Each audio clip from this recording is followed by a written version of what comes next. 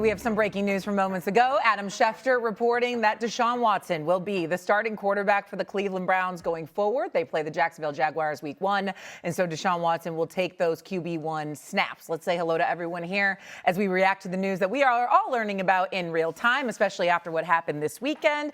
Hello, Kevin Clark, Dan Orlowski, Kimberly Martin. Okay, Kmart, I'm going to go to you first on this because I heard you say this morning on Unsportsman, like you thought this was going to be a real possibility, even after the comments that were made over the weekend by Deshaun Watson, essentially saying that the fan base doesn't like him. I'm paraphrasing. We'll get more into that in a little bit. But nonetheless, he's the starting quarterback for week 1. Your reaction? I'm honestly not surprised. I thought this was going to be the outcome even before the press conference yesterday. I think when you talking to Browns people as much as I do and being in Cleveland as much as I am, the sense I got since the offseason, since February, was Deshaun is healthy. Like, he's healthy. This is going to be an exciting season because he's finally healthy. And that was always sort of the prism that I looked at this quarterback competition through. Like, yeah, Todd Monken, a different head coach, a guy who's never worked with Deshaun. Can he be the guy? I think the world of Andrew Berry. I think he's put together really good football teams. I have no idea how they can make this decision. I said if this was strictly a football decision, strictly football, 50-50. Start the guy you want. I'd be fine with it. Last week, I thought in preseason week 1, Deshaun played better than Shedeur. Week 2, it wasn't even close. Shedeur was markedly better than Deshaun. The performance this past Saturday by Deshaun was not good. It was candidly very poor.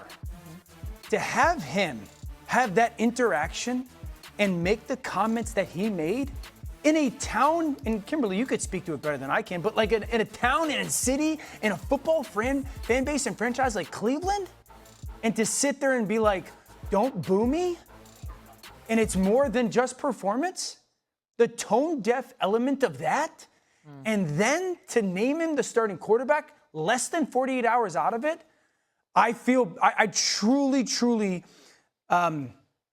feel awful for that fan base because you can tell the fan base really likes Shedeur and wants Shedeur, and whatever reason why, I don't care. They don't with Deshaun. I'm shocked. What does that have to do with anything about performance? When a person get hurt, especially for your own city, and they cheer, it's a mental battle every day. You know, I feel like I get more love on road games than I do home games. So if it is my spot and he does make me the name, maybe it's 17 away games then. I don't know. Does any of that make you regret coming here? No, I don't regret anything in my life. All right. There's a lot to unpack. This stuff. And Deshaun Watson's wrong about one thing. He's wrong about a lot of things, but he's wrong about one thing in this clip. It's not personal.